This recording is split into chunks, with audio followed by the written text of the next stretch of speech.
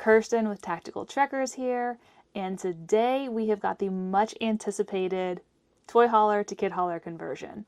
So stay tuned. I'm going to show you where the kids sleep, what we've done to their space, where we store their clothes, and make sure you stay tuned to the end because I have a very special guest who's going to come on and tell you exactly how we built the trays for the kids' beds.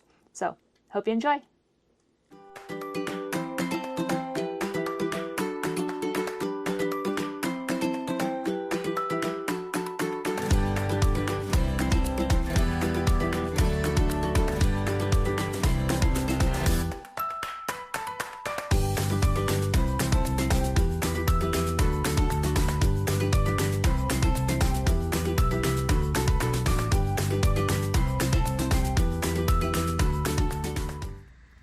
Now, when we were RV shopping, we looked at a lot of bunkhouse models. We just kind of kept coming back to the toy hauler option.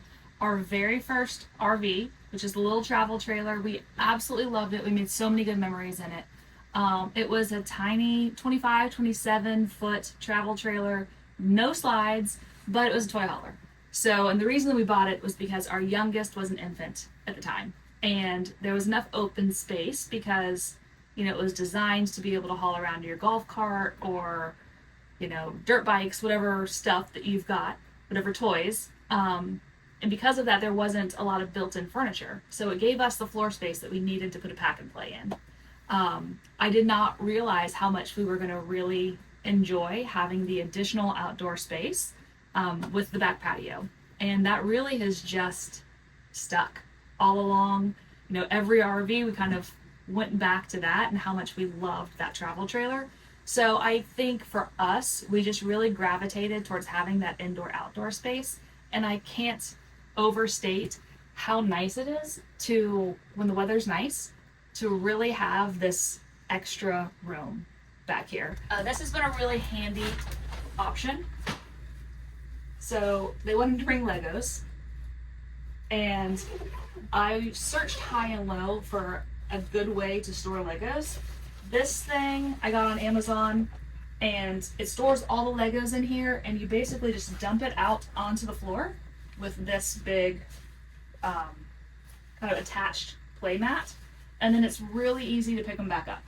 And then of course everybody's favorite IKEA Trofast, I believe it is, in the bins. But I wanted something that was going to be really low in this space so that we could drop the beds as low as we needed to at nighttime. This is a great place to just kind of sit, hang out. We do schoolwork back here, and we already had 2 sets of these nuggets in our old house.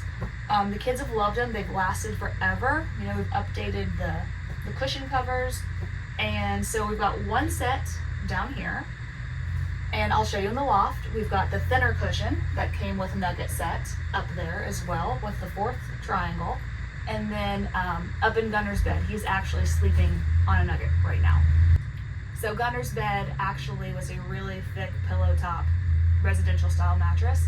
For right now, he's sleeping on one of these thicker nugget cushions, which is about 6 inches or so. So that's more of kind of the height that we need. And if anybody has an RV mattress company that they love, I'm in the market. So let me know your recommendations that you guys have been happy with. Kids have actually quite a bit of storage in here that we don't utilize very well. Got some hair things and things like that. But full medicine cabinet, mirror, and then this little feature is the kids' sink, which is very clever how they built it. We don't ever use it. It's just not very practical. All right, staying on the IKEA trend. I forget what these things are called, but they're just the little tilt out shoe storage things. And there's 2 little kid shoes in the bottom. There really is not much in here. I really thought that storage was going to be more of an issue in the RV. And I think because my brain was still thinking about having, a 3,500 some odd square foot house, 5 bedrooms, 3 bathrooms, where do we put all our stuff? And it turns out we just actually didn't need most of that stuff, which is funny, because I was constantly, organizing it and dealing with clutter for all the stuff that we didn't need. this is where we store all of the kids' clothes. So that is a very common question that I get. Kids' clothes go here. This is some little cheap Amazon like fabric bin dresser. They're dirt cheap and they're not well built. I mean, but they're perfect for RV life because it's very lightweight. So I have these, and on travel day, what we do is these are the handles for when you fold up the bathroom and you put it against the wall for travel. I hook one of these guys here, bring it down, and I hook on the bottom, and I do it on each side. There's another handle right here, and it is literally ready to go. It has not moved at all. It's up against that wall. The drawers don't come out. It's been a perfect solution so far. This particular dresser had a couple hooks on the side for the girls' little Disney purses. And then with the number of kids, it's been super easy to just split it in half. So the younger two are on this side.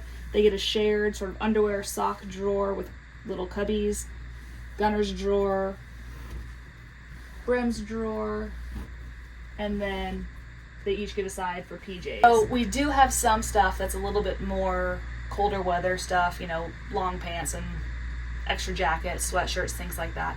And I've got a big bin in the basement storage because it's just not stuff that, you know, we'll need to get into until, you know, a couple months from now when it gets cooler and we actually need that stuff. Then I'll do a little swap and I'll take out all the summery stuff and put that away. And, you know, just like maybe if you do that kind of stuff at home with your closets, I never did.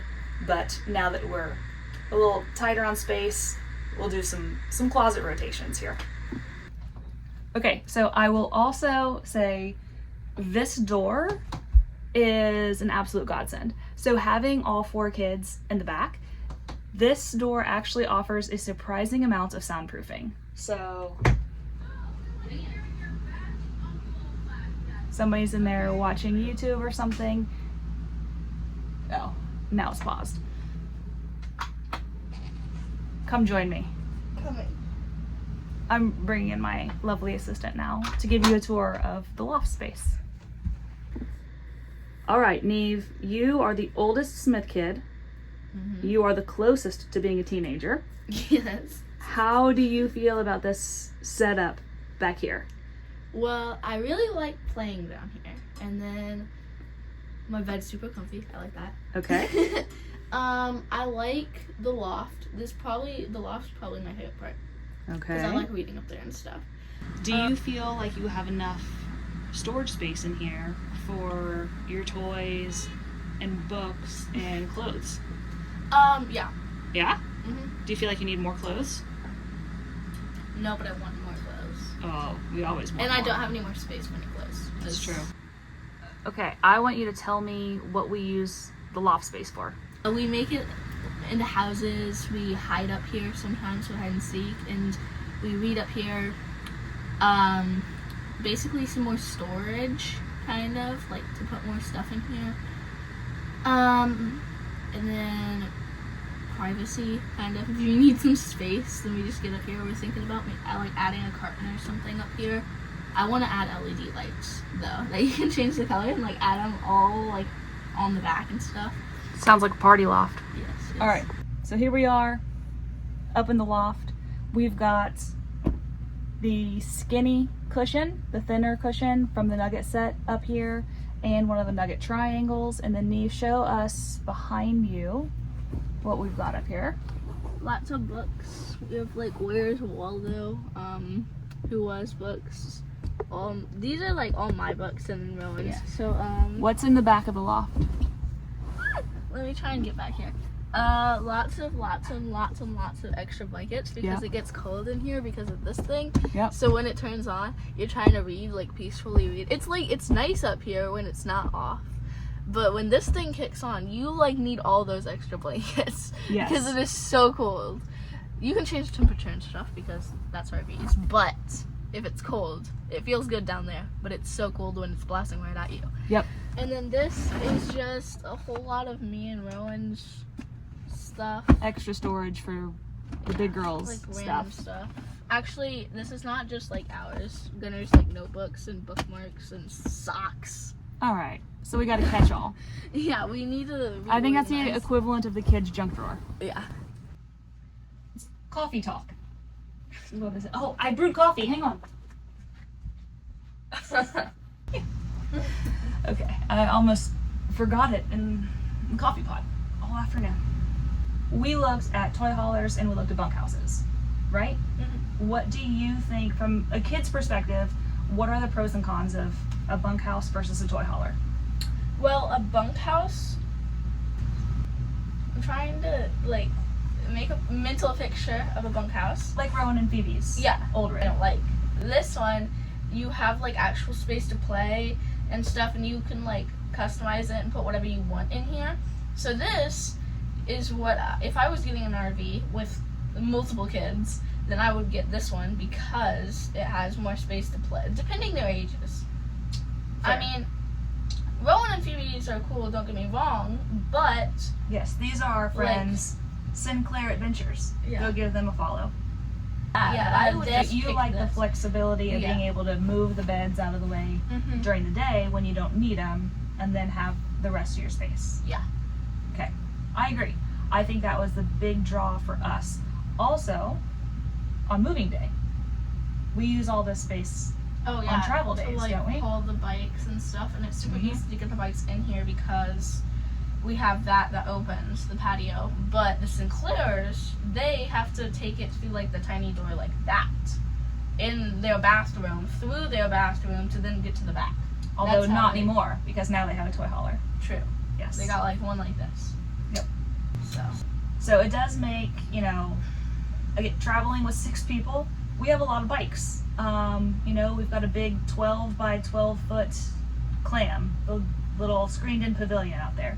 We've got, it's but it's like the half the size of this though. right. So it's small. Yes, it does Like when collapse. it collapses. It's big though when it's opened. When it Mm-hmm. collapses, it's small. It's still a lot of fabric and travel bag. And one negative to this space, I think, is because we do use it to haul a lot of our toys underneath, like in this space on travel days, they all really need to get unloaded in order to drop the beds. So if you're just trying to do, a really quick overnight somewhere, like you're doing a long haul, stopping at a Harvest House, just need to sleep for the night, that is not super convenient. But we also have that bike rack that stands up all the bikes. Yes. Before we had that, we could just lay down the bikes and then lower the beds, That's- like what we did in Florida. Yes. I would say RV life is all a series of trade-offs. Mm-hmm. Is that fair? You Yeah. get a lot of really cool stuff and then you have to compromise on some other things. Mm-hmm. Yep. I think that is true on every level.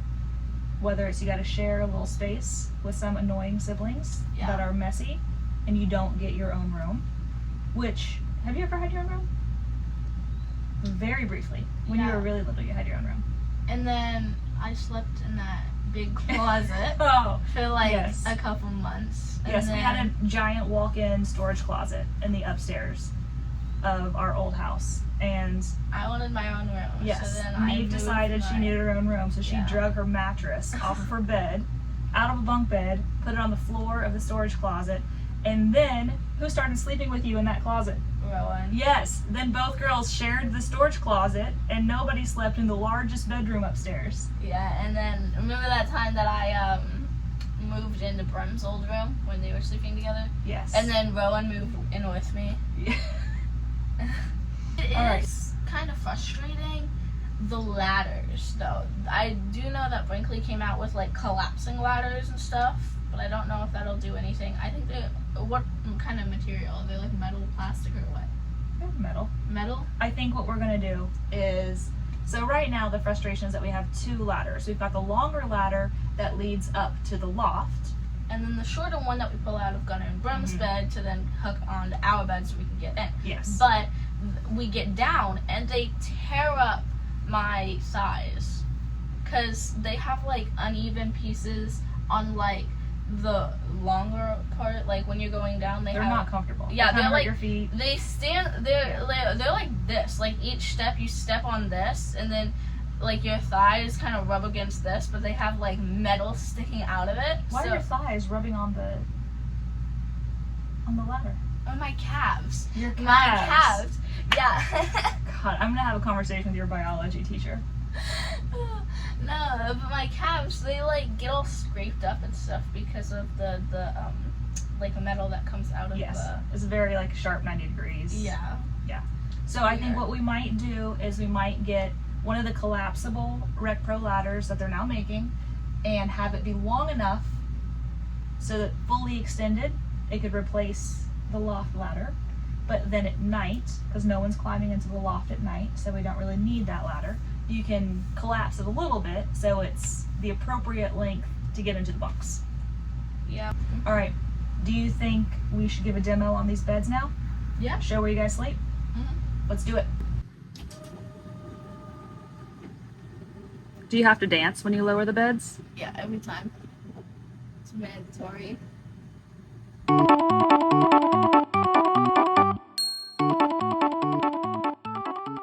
So this is what we're not wild about, right? Yeah. The ladders, because.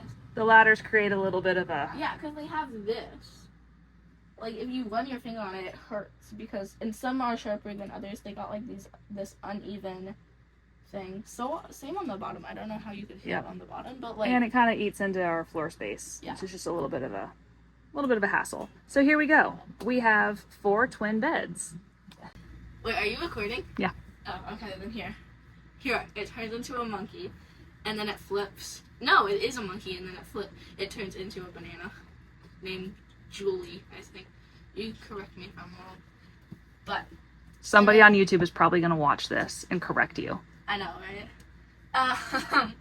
My banana, and then my koala, and this is the picture that me and my friend Rowan Sinclair, she drew me, and then like that part, and I drew the green part, and then I drew her. As you can see, she's shorter than me, but that's factual. She is shorter than me.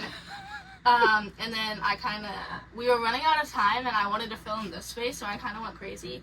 And then next time I see her, I want to use the markers to clean it up a bit, because it's very messy. But anyway. And you had a nice message on the back from your friend. Yeah, I wrote her one, and then she wrote me one. I don't know. So then, my turkey, my crochet. Are you legitimately trying to give a tour of every stuffed animal you own? Yeah. This is not going to be that kind of YouTube video, kid. We opened the curtains. We got a little bit of a sagging tension rod. Yeah. Because there's no brace in the middle. But they do sit on little sticky cups on each side. And that tension rod stays put. When you're done doing the Macarena, do you think that you could show us how we put the beds up in the morning? So, take this. You tried way too hard to make their bed. I'm the only one who makes my bed. Yes. Full disclosure, this is not what these beds normally look like. Neve is the only one who consistently makes her bed. Brim sometimes does, but Gunnar and Rowan are just like everywhere. That's true. Bed making process. All right, flip that over for me, please. Oh, you flip it over? What? Yeah, so the little hooks. All right, so we normally we throw this extra ladder right there on our bed of stuffed animals. And then we press the beautiful bed lift button. Bed lift button. And then we click up and do a little shimmy. Okay, apparently we dance when we raise the beds too. Yeah, and then... Okay, so this is regular speed. We can speed it up with the magic of editing.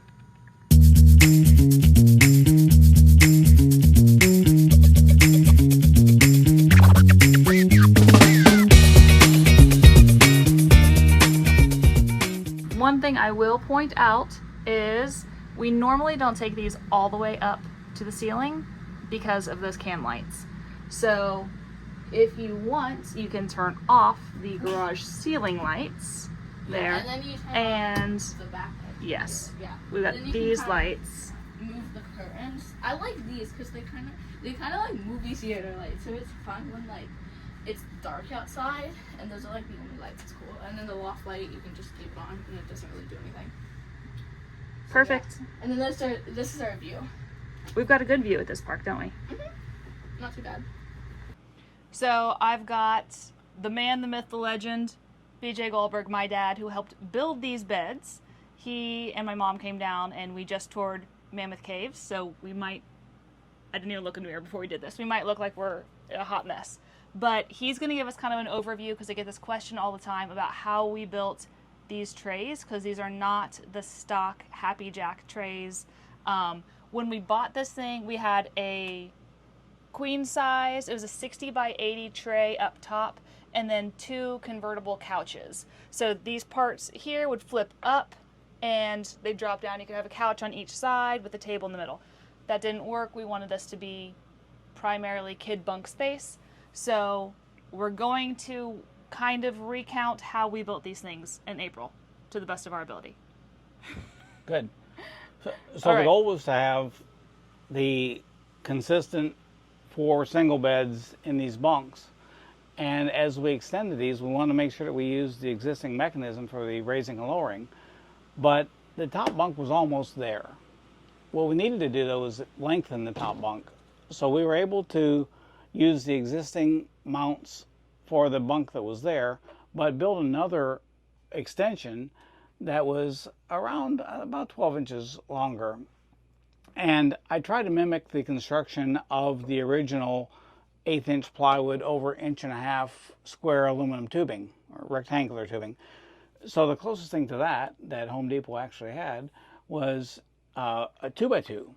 So that's actually 1.5 inches in thickness. And I made a structure that was an outline of 2x2 that was glued an 1/8 inch plywood on top of that, and then air nailed to that with some short brads. So that gave us good structure. Then I would flip it, and I used foam board in between the 2x2 structure, glued all that with construction adhesive, and then laminated another 1/8 inch panel on top of that. So we now have a extension that's this wide but about 12 inches longer, and then I attached that to the existing tray by using 1/8 inch aluminum in roughly 12 inch by 24 inch sections. We through bolted that because I didn't want my grandchildren falling through from the top bunk to the lower bunk. And we appreciate that.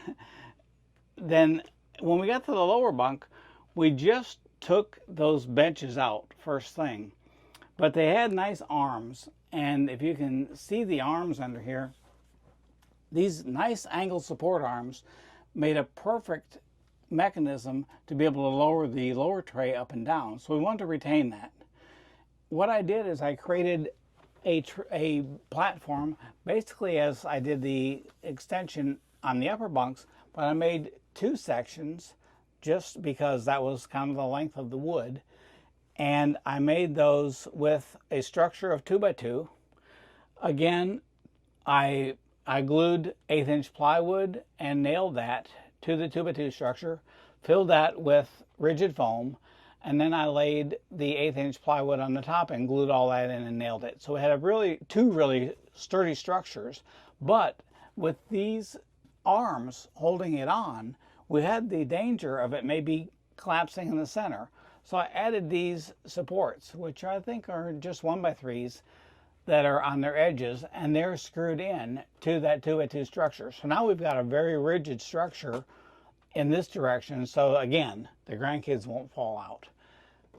To add to the strength, we added this, I guess it's a faceplate. Is that what you call that, Kirsten? Something like that? Faceplate sounds good.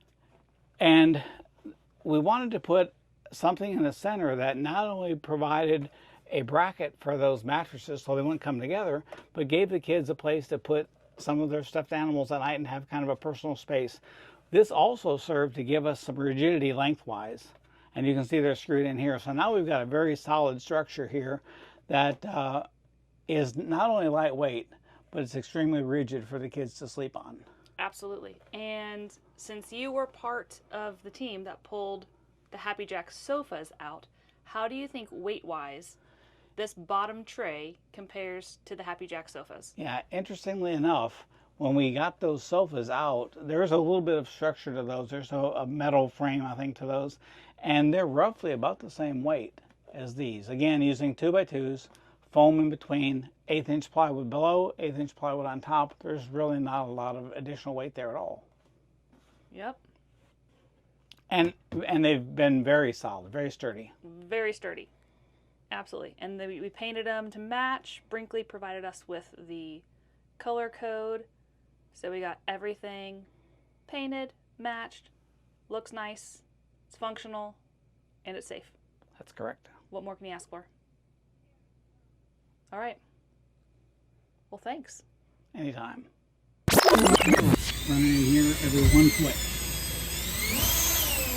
Do you know why every foot? Why? This is why the foam is. Are you going to add another thing on the back of this? Get by the screw down piece. Yeah, the screw down piece, I've got a great solution. Down here.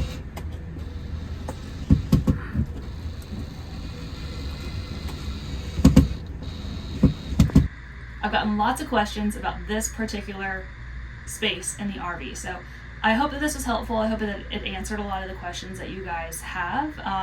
I hope for those of you who are maybe in the market or are looking to go sort of move into full-time RV life with kids, that this maybe answered some of your questions, things that you were concerned about.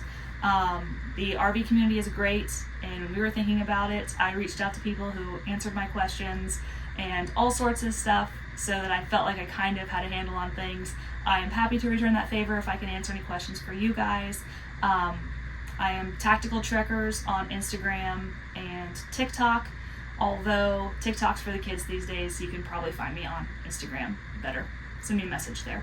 But yeah, if you think of anything else that you want to see, questions that you have about our rig or about full-time RV life, especially full-time RV life with kids, then don't hesitate to reach out and let me know. Shoot me a message and let me know what kind of stuff I can answer for you guys. All right, until next time, take care.